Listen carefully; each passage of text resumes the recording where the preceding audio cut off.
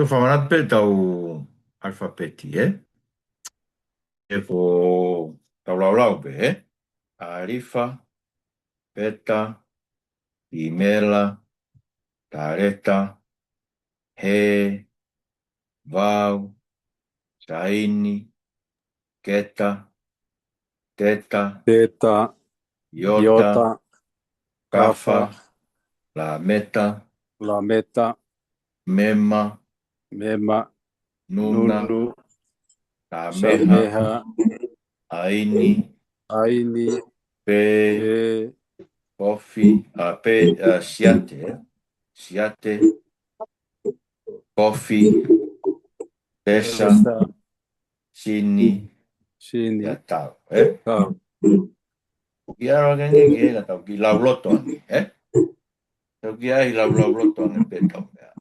La, arifa, Angi, peta, imela, tareta, he, wau, taini, keta, teta, iota, kafa, la meta, mema, nuna, tameha, aini, siate, kofi, pe, pe, kofi, pesa, sini, mo tau. E wono ai pe ke lau loto pe. Ka mo lawa pe ke mo ilo i anga no tohi i. Mandu i koe koe anga no tohi i, Pate ke maka o ko whampe ke nofo ki mea koe. He ka pate ke lau loto pe, so koe. Arefa, arifa peta, ki mera ta areta, he, vau, saini, keta, teta, iota, kafa. Ai ko kafa whakaosi, La meta, Fainolo, Lameta, eh, Mema, mema, Mema Fainolo, me mawhaos, me mawhainol, nuna whaos, nuna whainol, sameha, aini, pe, mo pe, ko pe whaos, pe whaino, siate whaos, tate, tate, this is whaino tate, coffee, resa, ko sini, it's never right, Sini, shini, pe mo tau. Ai ko anga no tohi i ka pati ke alo no whai. E te wamanaki pe taim te tau sivi ai te ke lawa tohi i mai ngai fu irea. Ngai fu irea kwende ke ako mauloto kwende. Hepelu, te lawa tohi mai ngai fu irea kwende. Ki te hui be whawhikau. Iyo. Final form, kaf mo non ko whea nawa o ko hope ki lalo he laine. Na hope loa pe ki lawa lai neka ki pahiku e ia i olunga, Ai. O ki pahiku loa loa, ko taim ko te siai ko no tohi mai o nuna o ki pahiku no pe ia. E ki foi kongo i olunga, kwan ki foi konga i olunga he ki no pe pa alu i lao. Na alu loa pe o vai lai ne ki lalo kau ki palo loa ange ki foi konga e tau pe ko ki foi tomu aki ko e o. Ki funga ulu ko ki funga ulu loa e kau ki funga ulu no pe a nuna, Ia. Ki loro he. Ege, iyo. Oia? Ia, malo. Koe angai hono tohi i koe au ngai foi alfabeti, Sai, Iki rewa me iai ki he iyo, koe pe ngai fo i mea koko whampeke ke manatui. Ai, ngai fo i rea koko i koe pekat ke fat, Tu ke ngai fo i mea koko mahino pe ngai fo i rea po ak tatau pe ia. Aloi fo ki he, i ka mako lesoni ua, Aloi lesoni ua, koe wauere, Maunga peke kang whatonga, kasi wauere tolu pe koe A, I, U, ka kumau ka atoa pe ai A, E, I, O, U, Ai okay, ke sio pe ai koe hange koe no, e no, e lo lo e moiota, Koe I lalo he laine, I lalo he laine, koe fo I toti koe o lunga he laine oi, Koe I toti lalo he laine mo iota, koe I pe mo I lo loai. So koe koe ki matai tohi ta tau pia mo a koe o lunga koe ai, Tau pe ai o koe mo ai te tau tuk sio ki viti o whainu ina pe vine no ke he. Koe re vai koe fo I toti o lunga I fo I rea, ako fo I rea o lunga fo I toti, koe Pea koe re vai o lo ai, koe vau beia, me fo I toti o lunga he vau, Koe re vai fo I toti e tolu, mo lo a, koe vau pe ka toti I loto, ai. Ai koe ngai fui vau ere, fo ampe te kia ko mauloto pe anga ke sio kiai, no ilo e ngai fui vau ere, Sai, au reu ke konga vau ere, koe se vai, ai koe ki fui toti e ua ia koe I lalo he mea, Pea hiki rewa mea I ke vauere mo I konga. Ai koe ngai vauere mo I konga, Koe a vauere, a mo I konga, e mo I konga, mo I o mo I konga, Ai au tohi pe koe o lunga koe, e, pea Oi. Ai koe ngai fui vauere mo I konga, Ka koe angana no tohi I, koe peke ke maheni mo I, Koe nau personal pronouns mabe ne egi konga ne atu he mea, he tau ki saisi, Hei ke, o ko ia koe, fui mea koe pekat ke fat, ai koe ngai fui rea fukia koe, o kuiai no fai ke no toti loto, ai koe peta, ki mela, tareta, kafa, pe moe tau, Ai o kulawa ke kapai ke ha toti loto he pe, o ku veia, ta tau pe ki mela ia, ta tau pe tareta, koe kafa, kapai ke fu I toti loto, o ku kehe, he me hange kono pua koe heta, Ta tau ia moe whā, Whā koe pe ia, kapai ke fu I toti loto he pe, pe pua ke koe whā. Kapai ia fu I toti loto pe pua ke koe ba, be.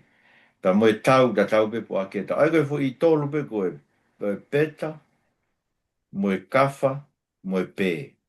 O ke no puaki, Ai koe peta pe koe veta, kafa pe koe hafa, moe pe koe fe, Ai fui rea koe iau ke whakawai ke aki fui toti ai takesh, Mandu koe takesh no I ngoe fui toti koe I loto, koe me peo fui mau ke ilo taimini, koe pe me mea koe mapiki, ka koe sai pe ia ku te peo ke ana fu mawing ke motori taimini fui mea koe, Sai koe whanki hoi wau kepi O mawinga beke ke sio ke ilo, Ai wanga hui wo ke mawinga nge koe koe tamai. A tonai, Ai mandu koe a tonai, Koe ta lord pe koe my lord, ko hoku eiki, Koe ish, na tau sio ke ai, koe tangatai, man. Anashim, so koe anashim, so koe a koe wawere mo konga, Anashim, Koe pululai, kau tangata, Koe L, preposition L ia, koe kihe, pe koe kiai. Elohim koe God, pe koe God, se koe pulula Elohimi. Koe sinkila, koe ela, Koe ela, koe El, koe sinkila ia, koe Elohim, Koe are mo Eloha. Ula koe Eloha, ula no ngawe aki ia I tohi siope, Koe siope, mai noi, ai motua tohi siope, koe wafa Eloha ia mo he wafa satai, o ngawe aki koe ki he otua he tohi siope, Ai koe Eloha, nai pehe, po matala koe a Moritoni, koe whakaukau koe otua ia o e whamiri, Eloha, Koe whakaukau e koe e tāna ko siope. Eretz koe whonua ia, pe koe kere ia, Eretz. I kamataanga nai whakatupu e otua ai Ngaahi langi moe whonua. Eretsi, Bereshith bara ha Elohim, Shamayim, ve ha aretz, koe whakaukau ia koe whonua, Isa koe whake whewhinei, ai koe ise tangata, I sha e fefine, ka kono pulula o naia koe nā shim. Se koe, pulula e kau fefine, Pai if, koe whare ia, koe whare o tua, te tatau peke mo e whamiri, whare o e lone, pai if, pe koe Beth, Pa tim lewa e pulula, e koe Ngaahi whare, E whanau koe si tani koe ne kau isleri ke whakafoki mai ho nau kakai me nofu pōpula koe ne Hamas, koe nau tangia ke whakafoki mai ki nau toki api, ki whare, hapai e tā, koe winga ke whare, koe pen, koe foha, pa nim, koe pululai, koe ngai foha. Tā vāra, koe rea, ulahe bitu no ngai aki, Tā vāra, koe fola, pe koe mea, Ai kono koe folofola, ai kakano ai folofola, o whaaloto pe hui rea taha koe ni koe tawā, So koe tawā, koe mena tau lau ki ai, koe tāre tā, tua e tā kesh, koe pētā, koe ke aha noro, koe ke aha fo i toti loto ai, pa koe reo ke puake koe tabāl, pa puake koe tawā, Koe hingoa te vita, David, Koe foi root koe te vita ai dot, ai ti, ai koe tāreta, vau, mo e tāreta. Koe root koe kuhinga e koe ofa, koe ofa, koe ofeina. Ai te tau pe koe hingoa te vita koe toko tapu ofeina. Na whaere i koe, mantefu na toko ua, na laki tama koe mpatsepa na tamate ia he, na mate, na tamate ia koe koe angara te vita. Kono whaha no wai na Solomon. Na whahingoa e Solomon e te vita o Solomon. Kai whahingoa e o tua ko Yeti Taia. Ai ko fui root pe te vita. Yeti Taia. Ai ko e tā vita pe ui loto ai ti Taia.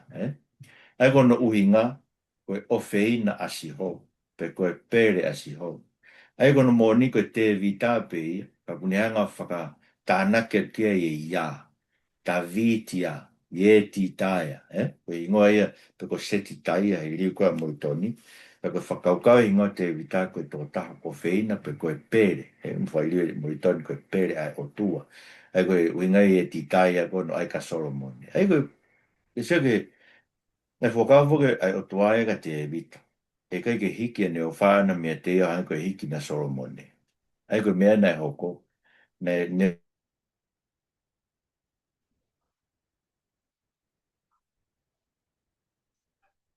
se pa kana kai ke hiki na ave pe o tua i fo ka fo na to fai no fa more ona e ta o kalaisi na ave pe kana to fa more fa o fu ta ko yat vile ko nima pe ko fa manat e ta meta ko winga fa ka nima fa manat pe ko mafai malo ko nima si hova Whanga pe riu, ko winga e ko mawhai o Sihova, ko mālohi o Sihova, pe kono whamanatu mai Sihova, e unianga wei ki tato kano ni mā, ke ne whamanatu mai ke te tautolu. Ko iom, ko aho, ko yamim, ko pululaia, Israel, maha mo ilo pe mo to Israel, ko Isleria, ko kohen, ko taula eiki, priest, taula eiki, ko ki rewa, winga ko uhi, pe koe he, pe koe Koe loho koe na hoi rea ke ikai, o ikai, Hangai koe ngai whekau e o spuru, oua te ke tāmate, Hoi rea koe mata ke lo. Melek, koe tu ia, melek, Malka, koe se koe puaki koe malka, koe fui vai konga vau ere, kau koe ke puaki, So te usio ke ki vitio koe na ke te usio na whai no hino, e we fine uinga koe ke puaki ai malka, Malka, mantu koe se koe ka whae, ka koe toti loto pe puake koe ka, Malka. Koe melek, o koe ke melek, he koe wia koe fui, koe kafa whainolo, whaino kaf. Aia o ku melech, koe ke melek, o melech. Ka koe puake e ngoe koe ni o malka, Sai, o te ke fuaha ke puaki, e ke o amanake o te ke puaki mea ko whampeo ke lawa tohi i mai uhinga pe mea ka no transliterate, Ono uhinga whakafu i rea mai o Ko Moshe se le vai, Moshe, ir koe city, Mandu e kolo ko te vita, ir David, kolo o te vita, Pe koe ir ha David, koe kolo o te vita. Koe kakai, o koe fui leo e taha moritoni, ne koe keinanga. Keinanga o eiki, mone wei himi koe ia, kainanga, koe kainanga. Kainanga o eiki tau kamatani. Mea kai o i tāni ti, fia o langi. O koe koe uhingai ki mea kai. Koe uhingai ki kakai. Koe tau whataha koe ni o kai, tau kamatai ai kainanga o eiki. Tau fia whataha he mea kai koe ni, kau whatai pe mahe mea kai o i tāni koe te tau whataha ki ai, o tau kau whataha koe kainanga o eiki, tau kamatani, Pe mea kai o i tāni. Kai pani mirewa koe fofonga, pe koe ao o e otua, he mo se tango lawa koe ke ao e otua, koe ngai koe pani. Sai, a ko pe hea ngai fo irea he, te uwhehui atu pe ke tohi ma fo irea nima. Mei he, pati ke ako pe fo irea nima he, te weke pe ka koe ke tohi ma fo irea nima pa ke hanga wha ui ngai mai. Ano no tohi, mono wha ui ngai, fo i woke pe koe, tau ako, me woke pe te tau atu anai, whata tau ki he, woke pe ngai fo irea mau ina koe, mai fo kamu. Sai koe a whehui ai, ngari mahino pe ia, Iki feu i pe. Baf. Iyo, whehui. Koe tu koe sin machine. Iyo. Koe tai mau tohi e te na tohi esa pe he SH e taha koko tu koe ki matau. Iyo. Esa be o esa e tamgo toti hema. Esa toti hema. Ka e shi e toti matau. Shini, Koe. Mau inga wete mandu ki fui tāno ke toi whakamau koe hanga koe se fita koe o whekau e kau i whare mi ke pua ke siporeti. Pake na lau na tō pua koe uhinga ai. Pake na lau na tolo pua ke shipole. Pua ke nau tolo koe sipole. O ilo ai koe kau i whare mi e pa tamate i ai nau tolo. Teo no mau inga ki hoi mea, Koe sipoleti. Ai koe nau pua ke nau tolo koe shipoleti. Pua ke nau tolo koe sipoleti. Tamate i ai nau tolo, Ai kono inga mahu inga pe ke he pe mo foi. Ka mantui mau pe ko foi me ko na tawaku ke ai ko sin o ikai ke i mata ui, E una hanga ve vine fa inga sin is not right. Sin is always not right, Ai kono inga kui hema mau pe sin. Ko ni hema pe foi toti ko sinia. Ko nei mata u ko foi toti ko sinia, Malo. Oi. Ka tau ki sio nga foi vitio e ua koe ni, o ska pa tau sio rewa ke tau mea, Ai koe foi lak foi vitio koe se wāia, E koe konga wauere, Koe anga koe ne tuu koe i rea whaka Hepelu. O kuongo atu. Ia. Kuongo an peia. Ai koe tue anga pa tue sia ke whapapau i. Koe sini o kuhema maafu. Tati. Eo, ai sini. Hema sini. Sini. Koe sin, koe ia ku matau, Koe sini o matau. Koe ia.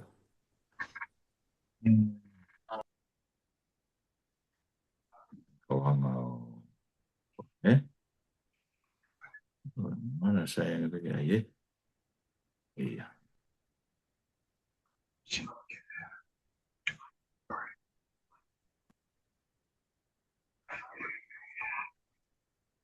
In Hebrew. In this lesson, we will learn more about the Shva. E mandu ke shiwa na koe konga wauere fui toti e ua, Koe fui rea koe konga wauere. To supplement this course, you can get the complete Hebrew pronunciation chart and many more resources on my website, thewordinhebrew.com. And as always, please take a moment to like, subscribe, and share this video below. In our last lesson, we covered the Hebrew vowels, but the Shva vowel is unique in the sense that it can be vocal or silent, depending. Ai, pati mo whakau ke, pe, konga wawere o puaki vocal, pa koe rewe taimia o tu upe e ka koe ke puaki e silent, vocal, e ko foi mea ko sio ko toa pe ki e foi sheva, pe ko foi konga wawere ton ke eke ke te koe, o ku vocal, ka pau ku vocal, e fe maure weke ke tohi i mai i o whakauhinga whakafo i rea. Ka pau o silent, e ke ke te tohi i mai e koe, i o whakauhinga whakafo i rea, Hai koe ki me veu mau ingai mea koe. Depending on where it is in the word or what's around it. In this lesson, I will teach you some rules and give you some great tools to know when the shva is vocal, meaning it adds the e sound to the letter, or when it is silent, and in that case, we will only pronounce the base sound of the letter. So let's begin with the rules.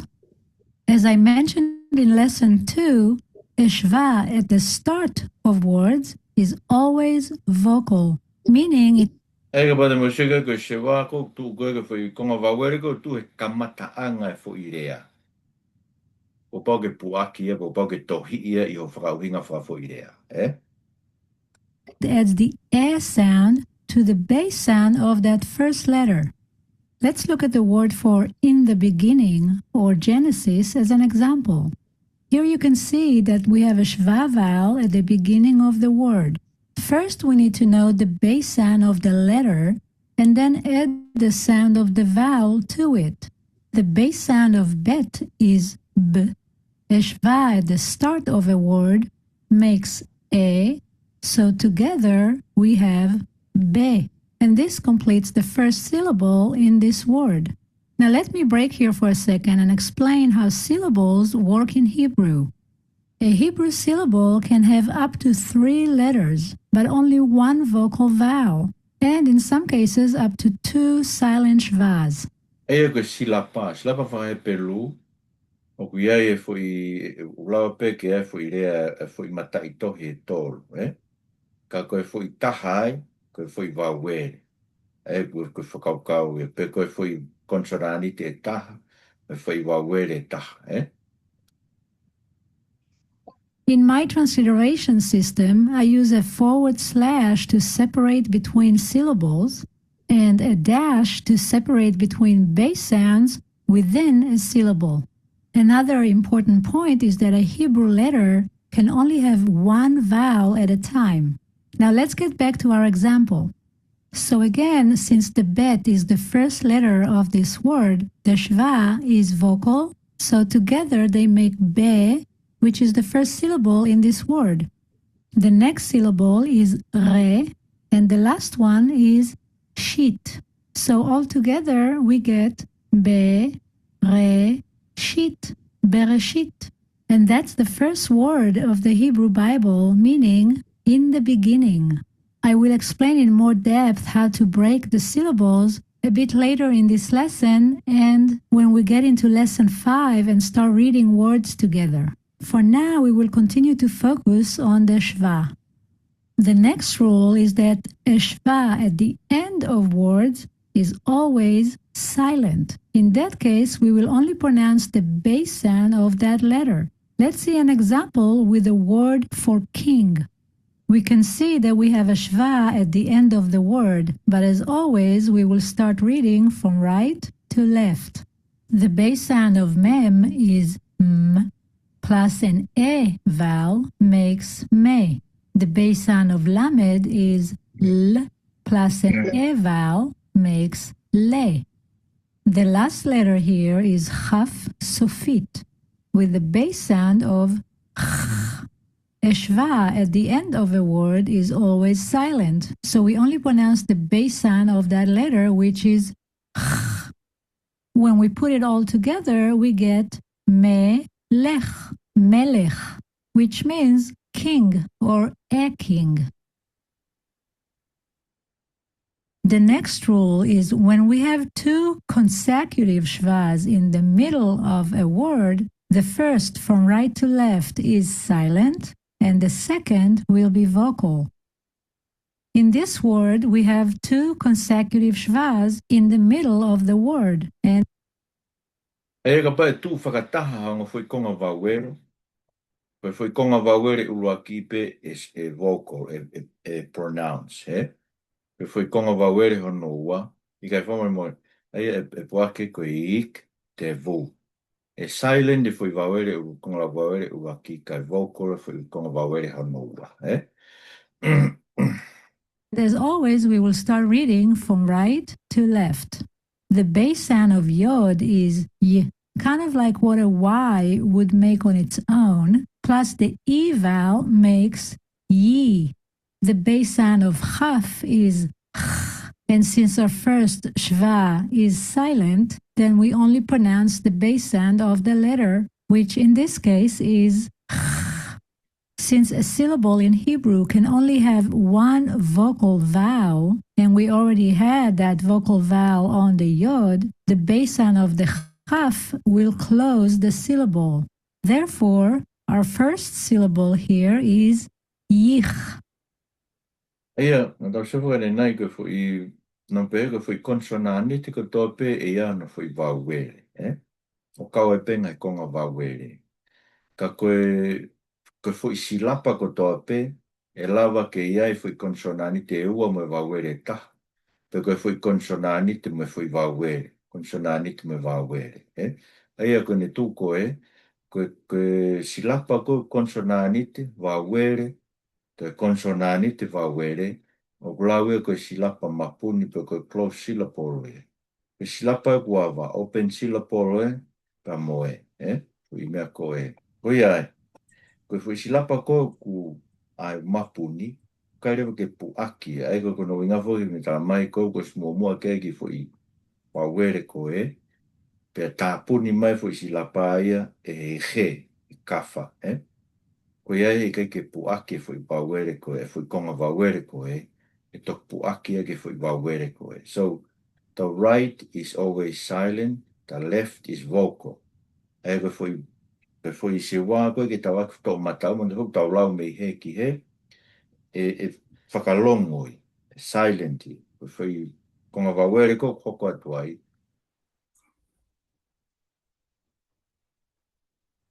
Base sound of tav is t, and since the second of the two shvas is vocal, it adds the sound e. So together we get te. Since this is a vocal vowel and the next letter also has a vocal vowel, the second syllable will be te. The base sound of vet is v plus an u vowel makes vu. And this will make our third and last syllable in this word. Putting it all together, we get yich, te, vu. Yich te vu. And that means they will write. The next rule is when we have two consecutive shvas at the end of a word, both of them will be silent, which means we will only pronounce the base sound of those letters, and those base sounds will be added to the sound before them. In other words, the last three letters in that word will make the last syllable. Now, reading from right to left, the first letter is shin with the base sound sh plus an a vowel makes sha. And that is our first syllable. The base sound of mem is m plus an a vowel makes ma. The last two letters have shvas, and therefore those shvas are silent, so we will only pronounce the base sound of those letters. E rapai tu whakataha. Ngō se wāngana tau shika ni nei na tu nei loto fui rea. Whakapai tu whakataha ngō fui konga wawere ke whakaosi a ka fui rea. Ngō tau mai whakalongolongo loa pe nau tau puak pe ta tolu e ngō fui konsonante. E ko whakaukau, Tau shika ni nei, o kia fui se wā koe ta ki matau, kapai na tu whakatahi loto he, fui se wā koe ki matau whakalongo ia, kai puake fui se wā ki he makakoen, he mamo matau, whakalongo loa pe, The base sound of reish is r, like when gargling water at the back of your mouth, and the base sound of tav is t. So together, our last syllable makes ma, r, t, mart. Putting it all together, we get sha, ma, r, t, shamart. And that means you kept. So the Shva rules we learned so far are always rules. There's really no exceptions to them. But when it comes to a single Shva in the middle of a word, it gets a little more tricky to know when it is vocal or when it is silent. Next, I will teach you a way that can really help you solve that problem, although there are going to be exceptions in this case. Okay, so in order to learn the following rules, we first need to divide the vowels that we learned, except for the Shva, into two groups, big vowels and small vowels.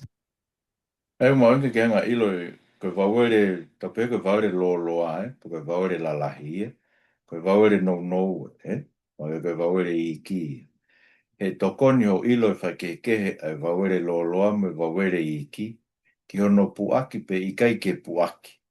Ai tu ugoe foi konga vawere I he lotonga foi le ai ko meten fai hino koe ni. Ka pai mua ha foi vawere loa ke ha foi sewa, to ka foi konga vawere. Ka haere me fai ki ai, e puaki. Ai ko whakaukau e. Ka pai mua ha foi vawere no. Ka ki vawere si. Ka whakalongo, ai koe. Take a moment and try to memorize which vowels are big vowels and which vowels are small vowels. E pati ke suke koe vawere loa koe a, e, I, o, u. Vawere no, a, e, se koe I lalo fo ilea, koe oi o lunga fo ilea. Pea u re vai. Ai koe vawere no we, a e I o u, vawere lo ai, a e I o u. Ai ko te whai ngofua no a kōka pati ke hanga I pehe. A, e, I, o, u, a, e, I, o, u. Ke hanga whawhai ke pe ia, pe vare loa me vare no koe ke mau aki.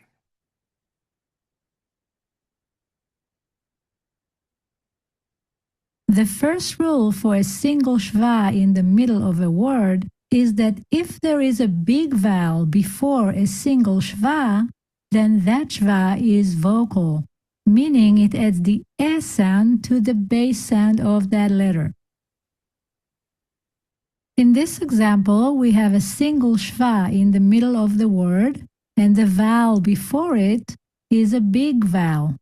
Therefore, the Shva will be vocal.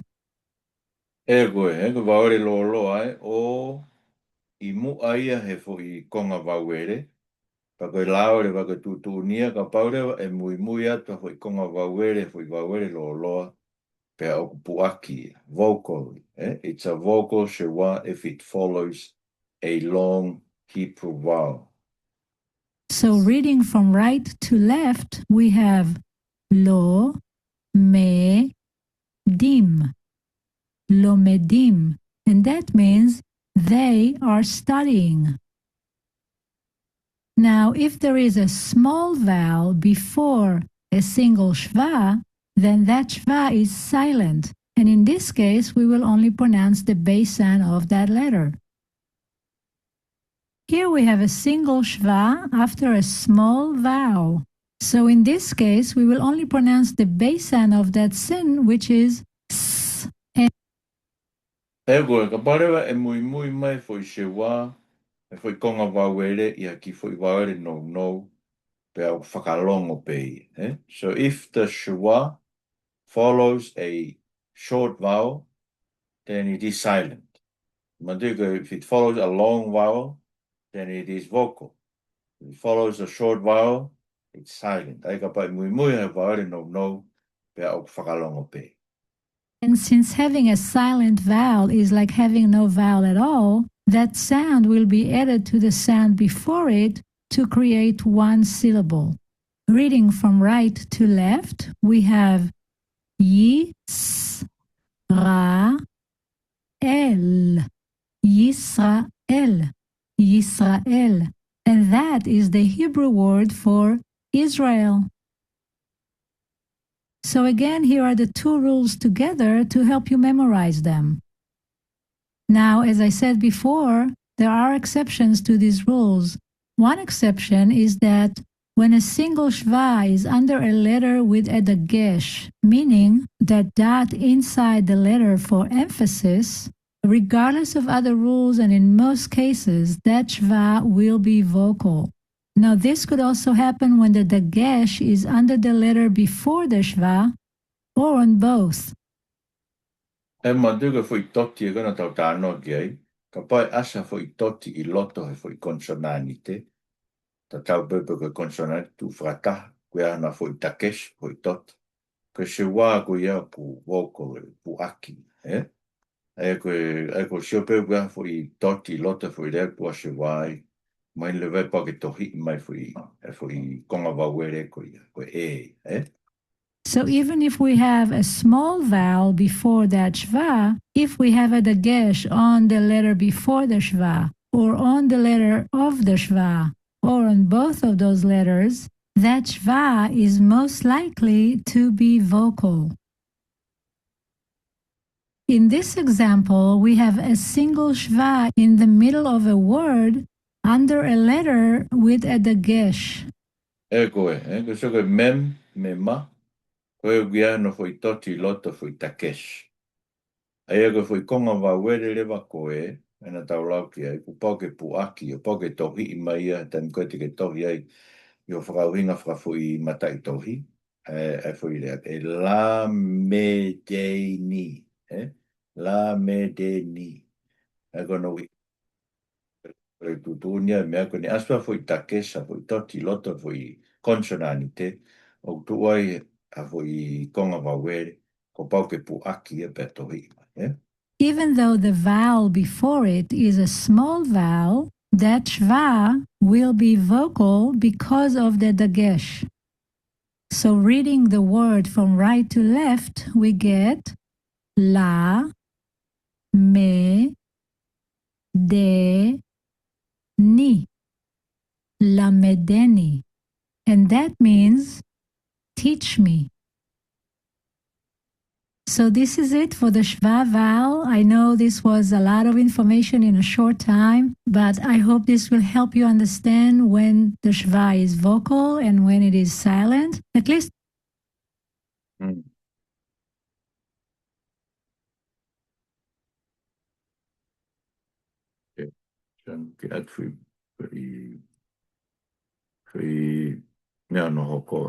Shalom, this is Ayelet with the word in Hebrew. In this lesson, we will learn just a few more rules for correct pronunciation. To supplement this course, you can get the complete Hebrew pronunciation chart and many more resources on my website, thewordinhebrew.com. And as always, please take a moment to like, subscribe, and share this video below. In our last lesson, we covered the rules of the shva vowel. In this lesson, we will add just a few more rules that are important to know for correct pronunciation. Once we have all the rules down, then we can start reading. Now, the following rules will typically replace other rules, so we will need to apply them first. The first rule is when we have the letter vav with a shva before a word, it is pronounced ve, and it Aia ka pai tu e wā, koe kamataanga ia o e fo I lea. I lea, e sia fo I lea o kamata ake wā pa moe se wā. A koe koe whamatala ne. Kulau le waia koe lea fie pipiki, koe prefix. A kono uhinga koe end. Ena dat mana whamatalat koe taheninga fo I lea koe kulai tahene as koe he te tawhai Hepelu. E whapipiki ia ke fo I lea koe toa pe kamataanga fo I tala noa. Pea ke hoko te ngai whi tala noa, koe pea na e ha. Kau te lau peke whau ingai, koe kā, pe koe he na e. Koe te whita peia I he ha koe tūkunga koe, koe whi tala noa, whi se tesko o kutu ai. Ka koe vei, o kuhinga e koe mō, pe koe kā, pe koe pea. It's really a prefix for and or but. In this example, we will read ve, me, lech, vemelech, meaning and or but king. when we have this vowel before a word, it is pronounced u and is also a prefix for and or but. E kono fotunga peta. Koe foi u pe koe u loloa. A koe vau pe me foi toti loto fa pipike ka foi rea. O te uinga pe moia koe en, pe koe pat, pe koe pea, pe koe ka, pe koe, Using the same example, we will read u me lech, umelech, and that also means and or but king. When we have the letter chet with the patach, with this vowel at the end of a word, we will pronounce the vowel first and then the chet. So we will have ach at the end of the word instead of cha. This is Io, the ega only mena na uski whai rene pēs Lesoni waka koe ne whamai na mai ka pai tu e fui wauele ki mua e fui khet whaka osi pa koe ke puake koe ha ka puake koe ach case where the vowel is pronounced before the letter. In this example, reading from right to left, we have pa, tu, ach, patuach, which means open.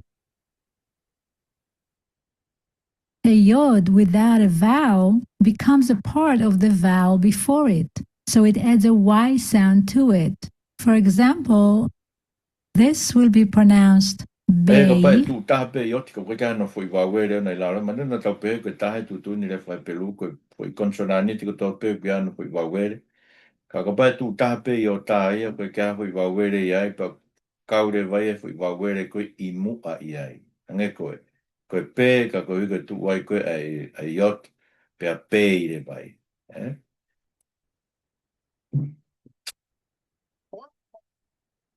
This will be pronounced my. But in this case, as we learned in lesson 2 on the vowels, it will just be E. And our last rule is when a kamatz is followed by a shva, in most cases, that kamatz will be pronounced as an O instead of an A. E koe matuko ki matai tohi ke whi wawere koe ke a. Kana tau shira ni nau to e o pe moia. E koe taimiko ku mui mui atu ai hafo i se wā i he a koe, pa pu aki le wai koe o koe a. And that shva will be silent. Here is a good example. We can see that we have a kamatz followed by a shva. So the chet with the kamatz will become. E koe he. Tena tau pe ka pai mui mui mai hafo i se wā i he a. E koe a, mui mui mai ke hafo i se wā. Pa tau mai le vai e longo e ia. Mea koe, Me kai puaki e koe a, koe o. Aia e pehere vaia, chokhma, chokhma. Ai koe poto, ke whirea ke poto, wanga moritoni whakatonga i mai koe koho kema. Ai koe ngai tohi koe a poto, koe moritoni ango o siope, palovepi ko tohi kohe reti, ko hiwa e hiwa. Une whakaingoa ngai tohi koe ngai tohi whakakoho kema. Ai koe mau pe me he, koho kema, E koe no puake e koe ka ton ke silent e fo i siwa, kai ririwe o, koe a, Cho, and the chaf with the silent shva will just be ch. So together they will make choch. And the last syllable here is ma. Altogether we have choch ma, chochma, which means wisdom. So this is it for the Hebrew rules. In the next lesson, we will take everything we learned so far and start reading. Aia, ta whāsek pē, ta shia ke ngahi ke iriska na tat koe ngai fo i rea, Aia koe tuko anga share atu.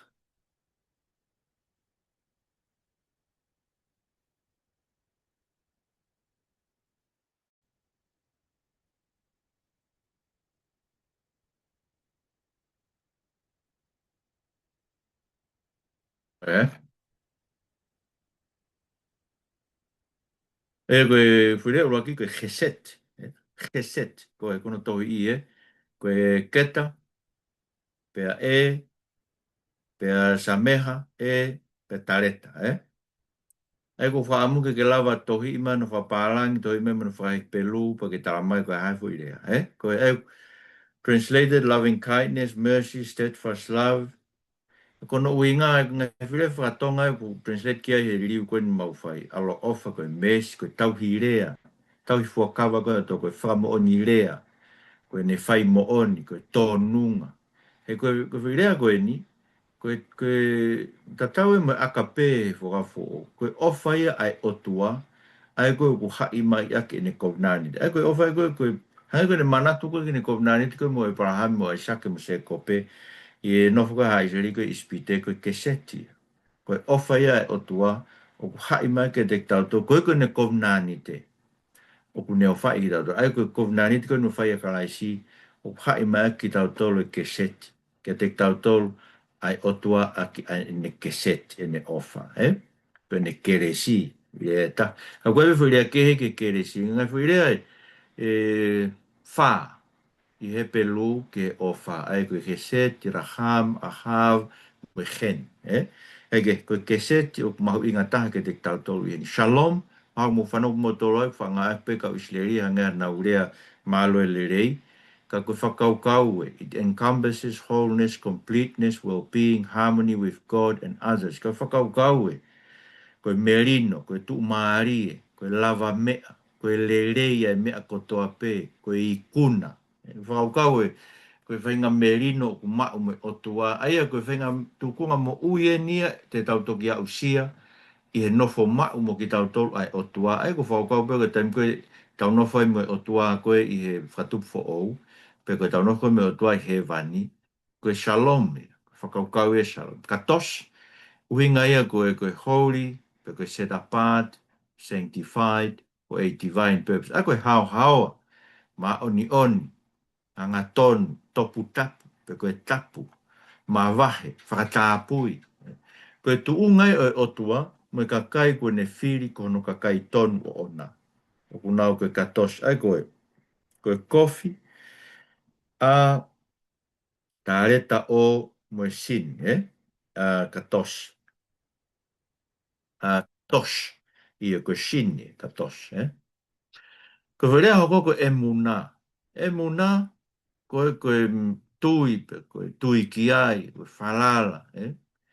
Aia koe kukarea, koe emuna, koe tui, koe whalala, koe tui pi ki tai, koe whalala anga, koe mooni. Kau pe koe fui, uha fui rea koe mooni. E meth, pe koe amen. Mate e meni, tau suka nai. Whalala anga, pe koe mooni, whai mooni. Aia koe tui, o kune we I e loto ke whai ke whorofora e toko emuna ia. Winga e muna koe tui, koe koe tui mate. Koe tui e koe mo ui. Ne we e tau lo tau ke tau. Pāra ki o tau. So koe hoi rena tau whaasa, e nai koe lau koe kapai mua mua ki hui wawere ke het.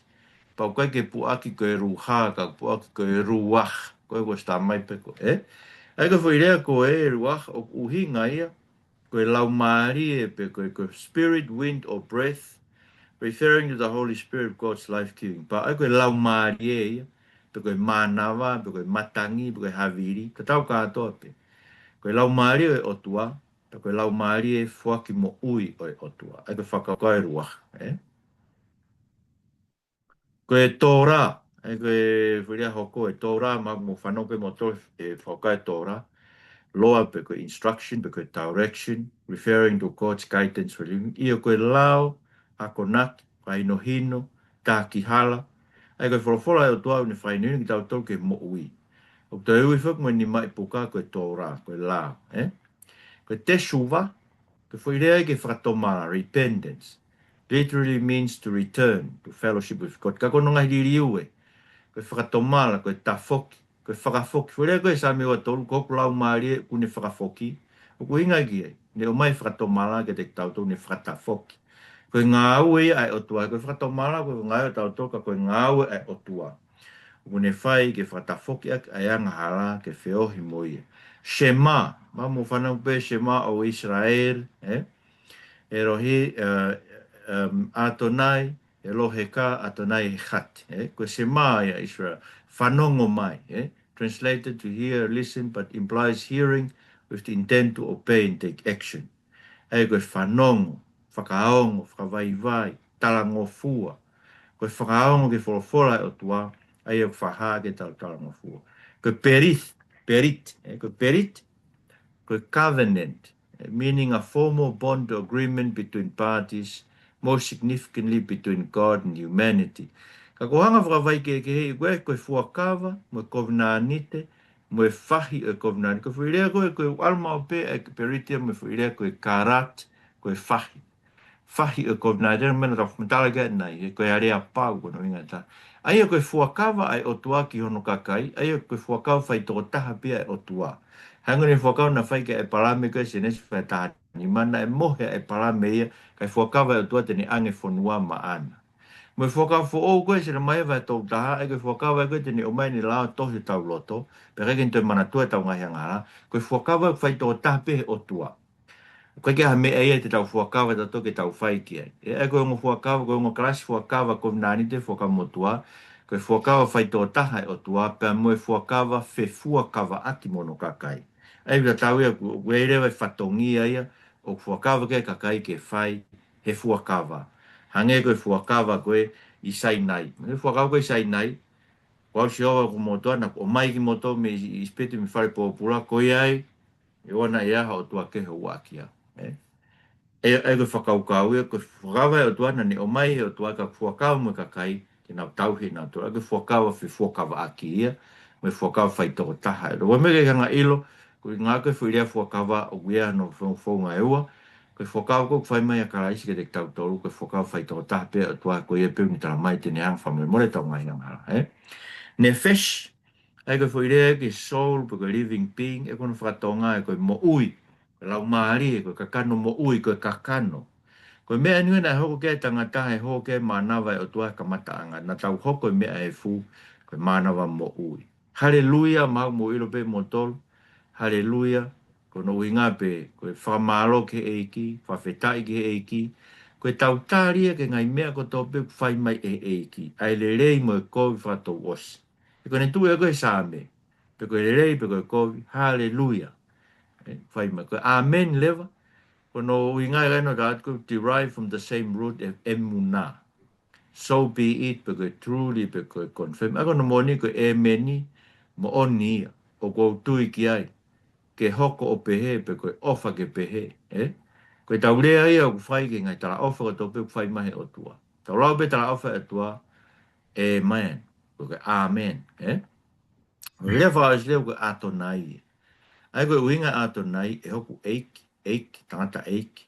Koe rea ia o lau aki e siu, e huafa koe, koe otua, e Yahweh, Koe ne au bene lau ke Yahweh pane pehe ato nai, ko hoku eiki, Ai koe ngai hui rea na mauinga koe na kosilia ka motoro, mauinga ke hanga koe ko mauloto ngai hui rea koe ngai hui rea koe whaam gei, pe ma hui rea e nima me tau wo kepi koe na exercise siua, A koe hui rea nima ai ke tau sivi, Ko e te weke ate whuirea ni mai he tau sivi koe e whai, Mō whamara to tua koe koe rea koe ni, mō kore ki te mai moha loto poto ke mō wako a ke rea koe ni, koe ke toko ni be ia ke mō whauhinga ho whorofora, me mau inga maari ke te mau tolo e mea ke mau mo ui aki. Christ ko mau whau mo ui.